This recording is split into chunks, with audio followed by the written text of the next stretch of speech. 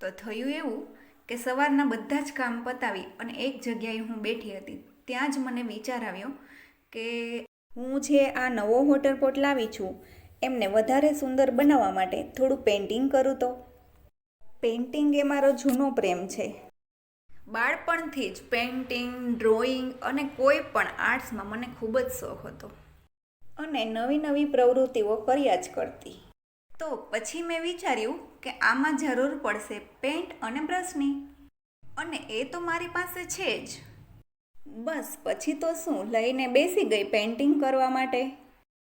થોડું વિચાર્યું અને મનગમતું ચિત્ર ડ્રો કર્યું. આ ચિત્રમાં મેં પક્ષીઓ, ખિસકોલી, વૃક્ષો, પાંજરા આ બધું જ એડ કરીને મેં એક સુંદર મજાનું ચિત્ર બનાવ્યું. ત્યાં જ મારે ટાઈમ થઈ ગયો રસોઈ બનાવવાનો. તો રસોઈ બનાવી, જમી અને બધું જ કામ પતાવી અને અમે થોડો આરામ કર્યો. 2 કલાક પછી ફરીથી બેસી ગઈ હું પેઇન્ટ કરવા માટે. આ ચિત્રમાં મેં કોઈ બીજા કલર યુઝ ના કરી અને ખાલી બ્લેક જ કલર યુઝ કર્યો હતો, કેમ કે મને લાગ્યું કે ખાલી બ્લેક જ કલરથી આ ચિત્ર વધારે સુંદર લાગશે. થોડું જ પેન્ટ થયું હતું ત્યાં ઘરે મહેમાન આવી ગયા. પોટને એક સાઈડ મૂકી અને મહેમાન માટે ચા પાણી બનાવ્યા.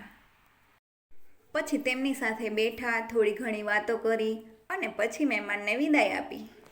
ત્યારબાદ ફરીથી હું બેસી ગઈ પેઇન્ટ કરવા માટે અને ધીમે ધીમે મેં મારું આ સુંદર મજાનું ચિત્ર પૂર્ણ કર્યું. અને પેઇન્ટિંગ પૂરું કર્યું ત્યાં સુધીમાં રસોઈ બનાવવાનો ટાઈમ થઈ ગયો હતો. તો ફ્રેન્ડ્સ, તમને આ ચિત્ર કેવું લાગ્યું એ કમેન્ટમાં જરૂર બતાવશો. અને જો મારો આ વિડીયો સારો લાગ્યો હોય તો મારા વિડીયોને લાઈક કરો, શેર કરો અને મારી ચેનલને સબસ્ક્રાઈબ કરવાનું ભૂલતા નહીં. Thank you.